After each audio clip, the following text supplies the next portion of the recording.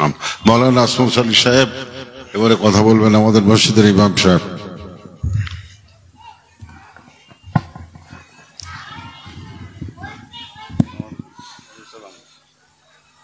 আসসালামু আলাইকুম ওয়া রাহমাতুল্লাহি ওয়া বারাকাতুহু। আপনারা সবাই ভালো আছেন? আমাদের ভালো রাখছেন কে? আল্লাহ। আমাদের সব সময় ভালো রাখেন আল্লাহ, সব সময় সুস্থ রাখেন আল্লাহ, সব সময় একজনের শুকরিয়া আদায় করেন তিনি কে? আল্লাহ।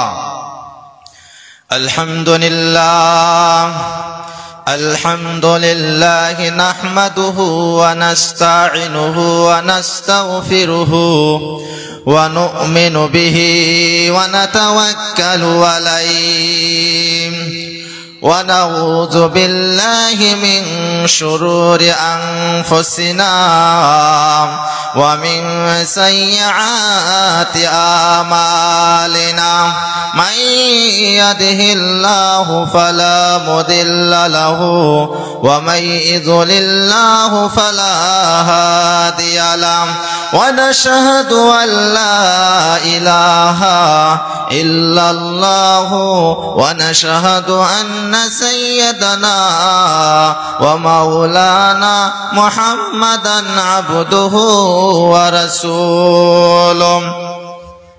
أعوذ بالله من الشيطان الرجيم بسم الله الرحمن الرحيم وسيق الذين كفروا إلى جهنم زمرا حتى إذا جاءوها فتحت أبوابها وقال لهم خزنتها الآيات وقال رسول الله صلى الله عليه وسلم أهوان أهل النار عذابا أبو طالب وهو متناعل بنعلين يغل منهما دماغه। সমস্ত তারে প্রশংসা আল্লাহ তাআলার জন্য যে আল্লাহ পাক আমাদেরকে বেলডাঙ্গা জমিনে মার্কাজ মসজিদে আজ একটি বিরাট একটি ধর্মসভা আয়োজন করা হয়েছে, যে আপনাদের আমাদের সবাইকে যে একটি কোরআনের তাফসিরের ময়দানে বসার জন্য তৌফিক দান করছেন, যে আল্লাহ পাক আমাদেরকে কোনো সুস্থ রাখছেন। বহুত মানুষ বহুত জায়গা রয়েছে, হাটে বাজারে রাস্তায় হসপিটালে অসুস্থ, তারা এই মাহফিল আসতে পারে নাই। আল্লাহ আমাদেরকে রহমতের নজরে দেখছেন, এর জন্য আমরা আল্লাহ তাআলার শুকরিয়া আদায় করি। সবাই আলহামদুলিল্লাহ। তারপর মুহাম্মদ সাল্লাল্লাহু আলাইহি ওয়াসাল্লামের উপরে দরুদ শরীফ পাঠ করি। সবাই সাল্লাল্লাহু আলাইহি ওয়াসাল্লাম। আমাদের প্রভু এক নবীর উম্মত জীবন বিদানে হয়েছে বাণী কোরআন। আমাদের প্রভু এক নবীর উম্মত জীবন বিদানে হয়েছে বাণী কোরআন। তবে কেন এক নও হে মুসলমান, এক হও করি আহ্বান। তবে কেন এক নও হে মুসলমান, এক হও করি আহ্বান। আমাদের প্রভু এক নবীর উম্মত জীবন বিদানে হয়েছে বাণী কোরআন। বাইতুল্লাহ মদিনা শরীফে উহুদ পাহাড়ে বদরের মাঠে একটা তো সূর্য আর একটা তো চাঁদ, সকলের ধরে আছে একই স্থান। আমাদের প্রভু এক নবীর উম্মত জীবন বিদানে হয়েছে বাণী কোরআন। তবে কেন এক নও হে মুসলমান, এক হও করি আহ্বান। এক হও করি আহ্বান। আমাদের বাইতুল্লাহ এক, মদিনা এক, উহুদ পাহাড় এক, মিজানের পাল্লা এক, সবকিছু এক, কিন্তু আমাদের মুসলমানের ভিতরে খালি পার্থক্য, আমাদের মুসলমানের ভিতরে খালি ভাগ। আমরা মুসলমান হয়ে অন্য মুসলমানকে দেখলে ঘৃণা করে, সবকিছু এক হইতে পারে কিন্তু আমাদের মুসলমান এক হইতে পারে, ঠিক কিনা? আমি আপনাদের সম্মুখে একটি সূরা তেলাওয়াত করেছি এবং একটি হাদিস আপনাদের সম্মুখে পড়েছি। জাহান্নামের আলোচনা করব ইনশাআল্লাহ। জাহান্নাম কি রকম হবে, জাহান্নাম কতটুকু ভয়ঙ্কর হবে, আল্লাহ রাব্বুল আলামিন পবিত্র কোরআনের মধ্যে ঘোষণা করেছেন, ওয়াসিকাল্লাযীনা কাফারু ইলা জাহান্নামা জুমারা।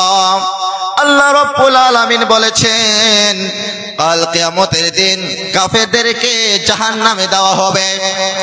কাল কিয়ামতের দিন যারা নামাজ পড়ে নাই, যারা আল্লাহর সঙ্গে বেঈমানি করেছে, নবীর দুশমনি করেছে, আল্লাহর ফরজ সালাত আদায় করে নাই, আল্লাহ তাআলার হুকুম মানে নাই, মানুষের সাথে সম্পর্কে ভালোভাবে করে নাই, দুনিয়ার মধ্যে নিজে ইচ্ছাই চলছে, আল্লাহ রাব্বুল আলামিন বলবেন, ওই আমার গুনাহগার বান্দা, তুই দুনিয়ার মধ্যে আমার সঙ্গে না ফারামানি করছাস, আজ তারা জাহান্নামে যা। তারা জাহান্নামে যাইতে চাবে না। জাহান্নামের ফেরেশতারা বলবে, আল্লাহ রাব্বুল আলামিন বলবে, এই জাহান্নামের ফেরেশতারা, এই গুনাহগারদেরকে তুমি জাহান্নামে নিয়ে যাও। যখন জাহান্নামে নিয়ে যাবে, জাহান্নামের দরজা খুলে যাবে।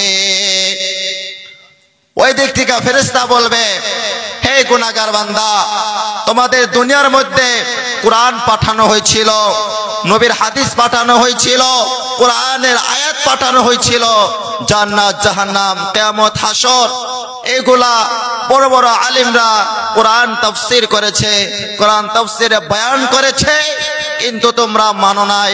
আজকে না মানার কারণে তোমরা জাহান্নামে যাও। আল্লাহ রাব্বুল আলামিন বলেন, এই আমার গুনাহগারেরা, তোমরা জাহান্নামে যাও। জাহান্নামে যাইতে যাবে না, জাহান্নামে ধাক্কা দিয়ে তাদেরকে জাহান্নামে নিয়ে যাবে। জাহান্নামে যখন নিয়ে যাবে, জাহান্নাম কতটুকু ভয়ঙ্কর হবে, জাহান্নাম কতটুকু কষ্ট হবে। এই দুনিয়ার মধ্যে 9,30,00,000 মাইল সূর্য উপরে, এই তাপ আমাদের সহ্য হয় না।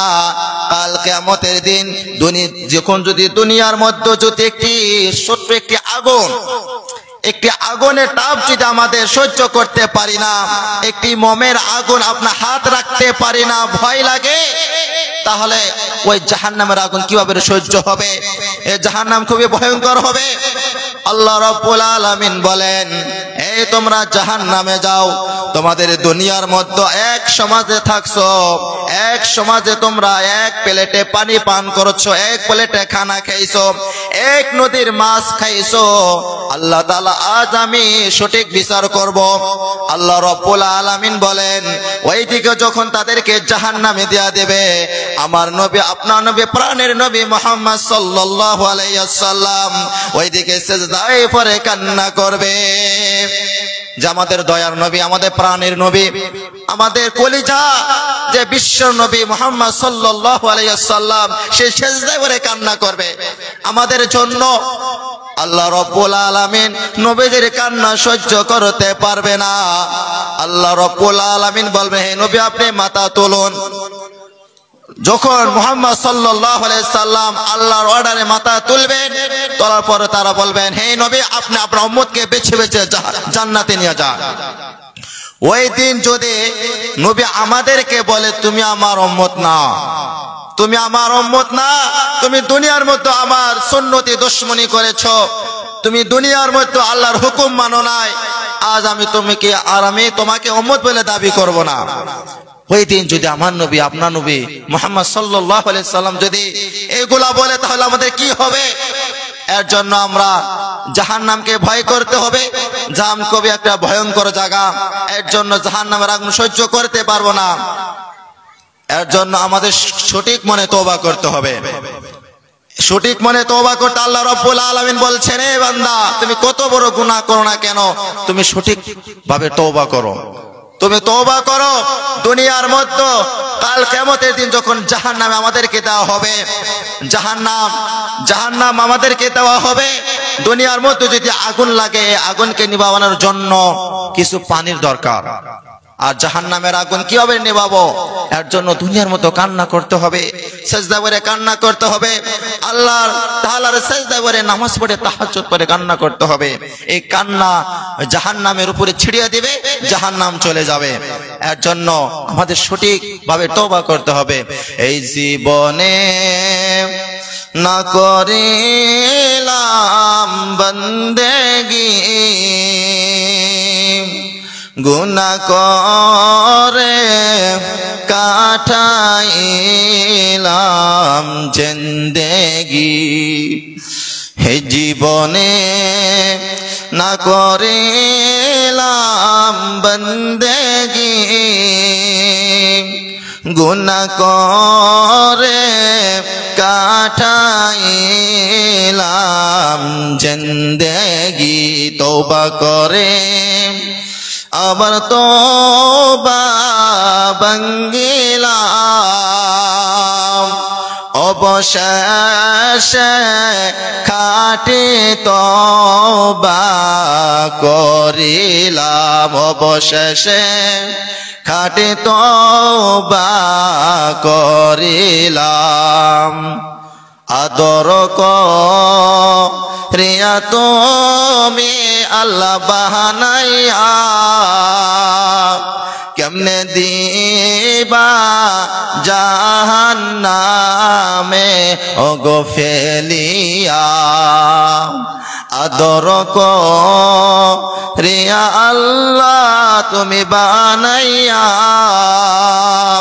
কেমনে দিবা জাহান্নামে ওগো ফেলিয়া। আমরা তওবা করি আবার তওবা ভেঙে ফেলি। আমরা যদি তওবা করার পরে তওবাকে সঠিকভাবে ধরতে হবে। আপনি তওবা কিভাবে করবেন? আপনি তওবা কিভাবে করবেন? যে বস্তুটা আপনার খারাপ লাগে, খাইতে ঘৃণা করে, দ্বিতীয়বার ওই জায়গা আপনি কখনো যাবেন না। ওই রকম ভাবে তওবা করতে হবে। তওবা করার সঙ্গে সঙ্গে গুনাহকে ঘৃণা করতে হবে। ওই গুনার দিকে যাওয়া যাবে না।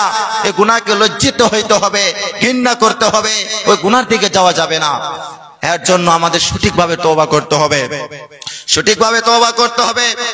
আমার নবী, প্রাণের নবী, বিশ্ব নবী মুহাম্মদ সাল্লাল্লাহু আলাইহি ওয়াসাল্লাম কত দুনিয়ার মধ্যে কত দয়ালু ছিলেন, কত কষ্ট করছেন আমাদের জন্য।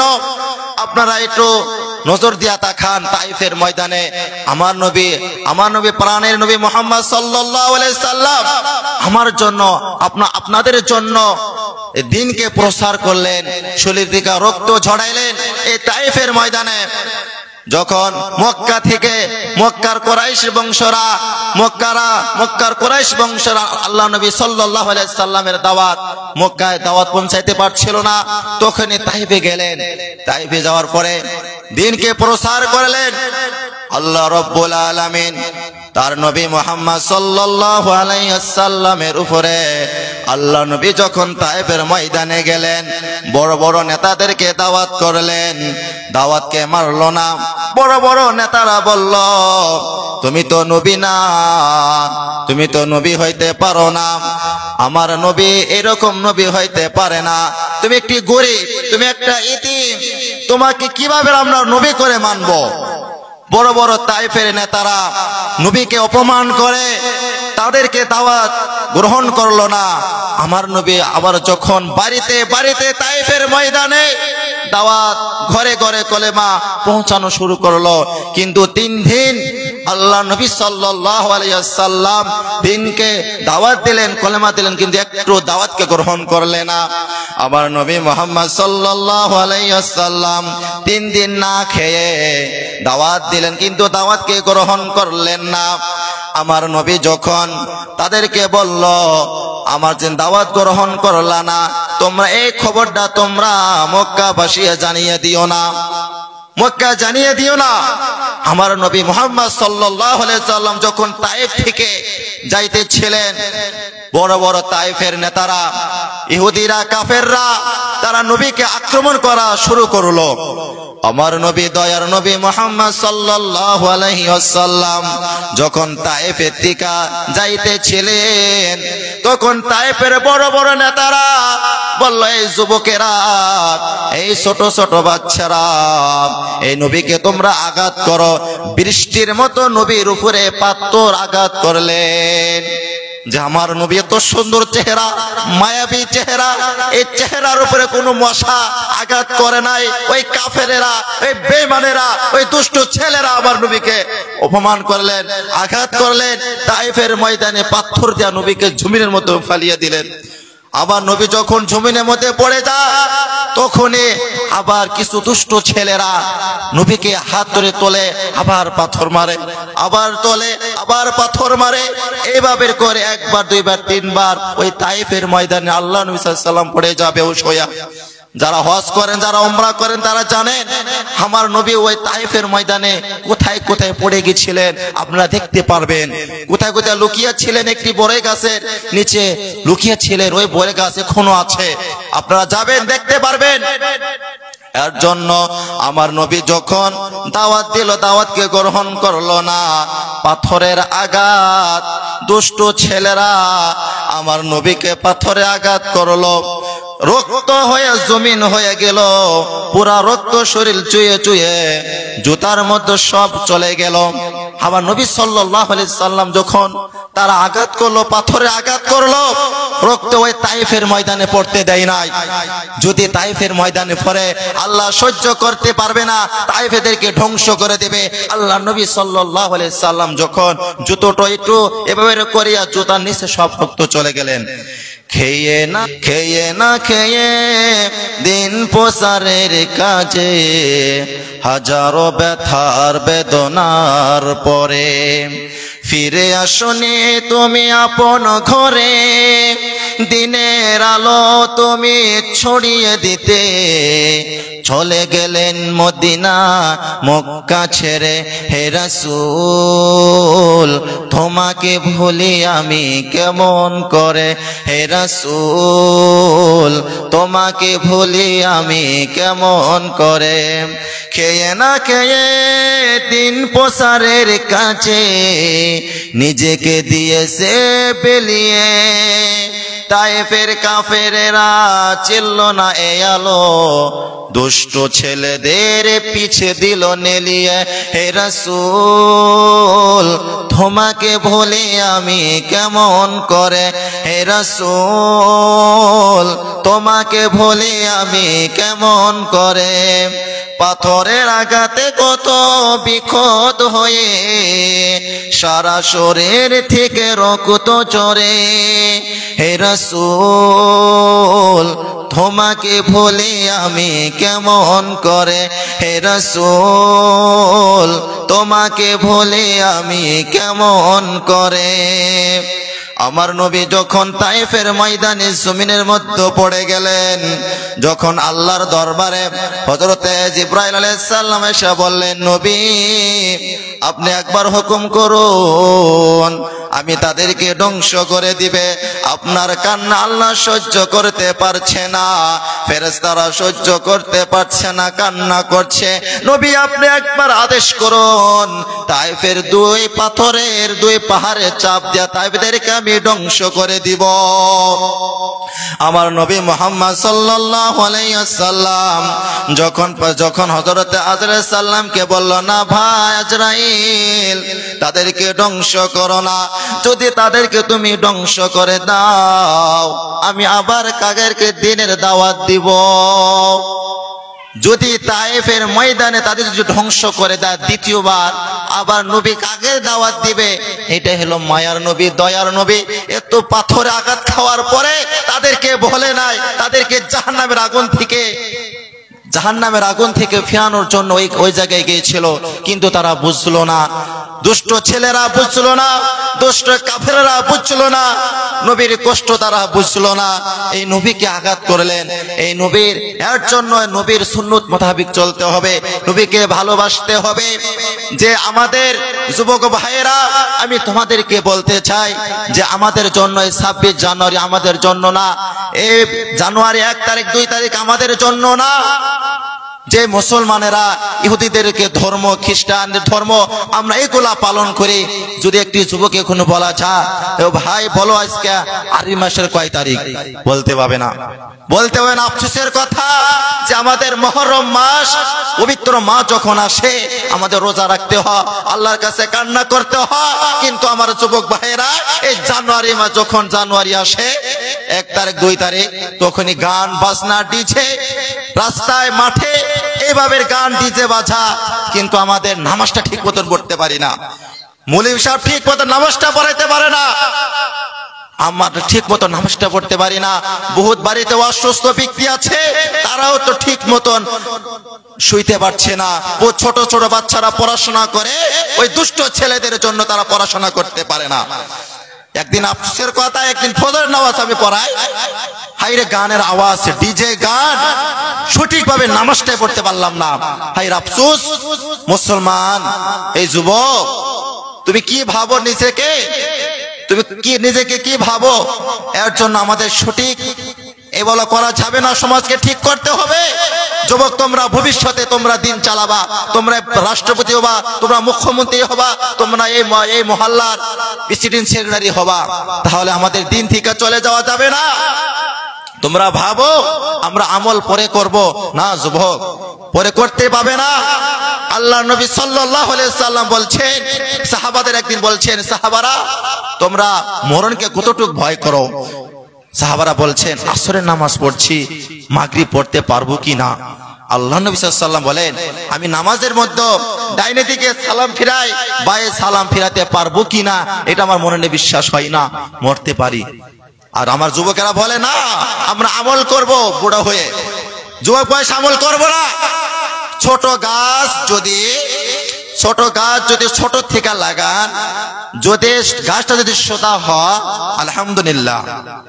যদি আপনার ছোট থেকে আমল করবেন না, আল্লাহর গোলামি করবেন না, যখন বুড়া হয়ে যাবেন রুকু দিতে পারবেন না, সিজদা দিতে পারবেন না, ব্যথা লাগবে, সূরা ফাতিহাটা শুদ্ধভাবে পড়তে পারবেন না, রুকু দিতে পারবেন না, তখন মহল্লায় যাবে আর খালি দেখবে ছোট ছোট বাচ্চারা নামাজ পড়ে, দুষ্টুমি করে, তাদের পিছনে লাগবে।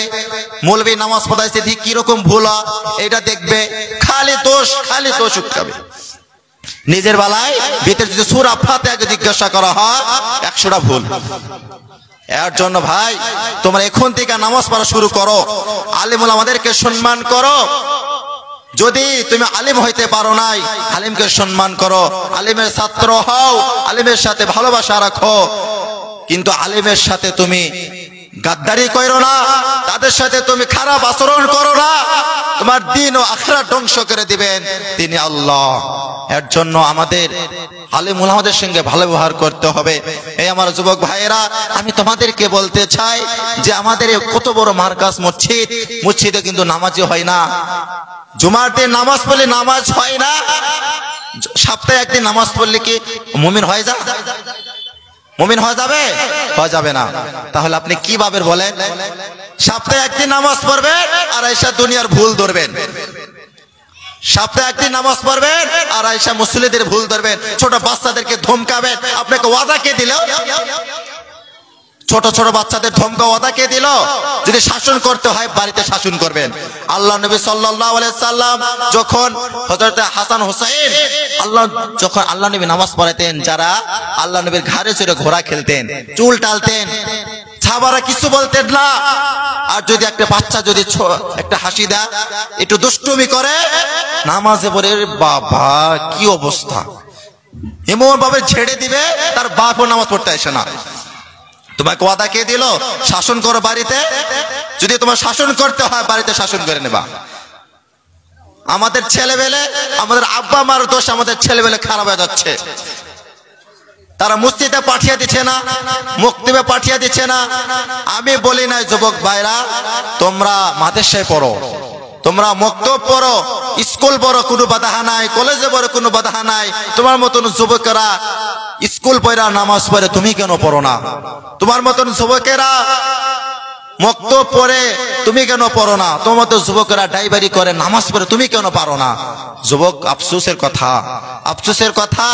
এখন থেকে নামাজ আমাদের শুরু করতে হবে, আমাদেরকে শুরু করতে হবে, নবীজির সুন্নত মোতাবেক চলতে হবে, নবীকে ভালোবাসতে হবে, নবীকে ভালোবাসতে হবে। এর জন্য আজকে একটি জুমার দিন গেল, ফজিলতের দিন, যে আমাদের সামনে রমজান মাস আছে। আজকে রজব মাসের কয় তারিখ বলতে পারবেন? 9 তারিখ। আর আছে 1 মাস 21 দিন রমজান। আমরা সবাই রোজা রাখবো তো ইনশাআল্লাহ? ইনশাআল্লাহ হাত তোলো সবাই। আর যারা এই রজব মাসে, শাবান মাস 1 মাস 21 দিন হয়েছে, যারা আগামী যে রমজান চলে গেছে রোজা রাখতে পারেন নাই, কাজা হয়ে গেছে, আপনারা দয়া করে এই 2টি মাসে 1টা 10টা 20টা যতটুকু রোজা আপনার কাজা হয়ে গেছে, বাইরে গিয়েছিলেন, সফরে গিয়েছিলেন, অসুস্থতার কারণে রোজা রাখতে পারেন নাই, আপনি দয়া করে কোনো রোজা রাখুন এগুলা। এবং কি আপনার একটা প্র্যাকটিস হবে, এবং কি 2 নাম্বার আপনার ওই কাজা রোজা তোলা হবে। এর জন্য আমরা সবাই রমজানের জন্য তৈরি হয়ে যাই ইনশাআল্লাহ, ইনশাআল্লাহ। আজানের সময় হয়ে গেল, একটু গোসল শেষ দিছে। আমার নবী প্রাণের নবী গো, আপনি হইলেন জান্নাতের সরদার। আমার নবী প্রাণের নবী গো, আপনি হইলেন জান্নাতের সরদার। যে দেখেছেন নবীজিকে ধন্য সে জীবন পূর্ণ সে, আল্লাহ দাও তুমি একবার নবীজিকে। যে দেখেছেন নবীজিকে ধন্য সে জীবন পূর্ণ সে, আল্লাহ একবার তুমি দেখা দাও গো। আমার নবী বলেন, আমার নবী প্রাণের নবী গো, আপনি হইলেন জান্নাতের সরদার। কিয়ামতের ওই কঠিন দিনে উম্মত নাফসি নাফসি বলিবে, নবী আপনি সাহারাকে করিবে পার। কিয়ামতের ওই কঠিন দিনে উম্মত নাফসি নাফসি বলিবে, নবী আপনি সাহারাকে করিবে পার। দূর আরবের মারুর বুকে আসিলেন আপনি আলো হয়ে, দূর হলো সব জগতের আধার। আসসালামু আলাইকুম রহমতুল্লাহ। আমাদের সময় হয়ে গেছে, আপনারা সবাই মসজিদে চলে যান।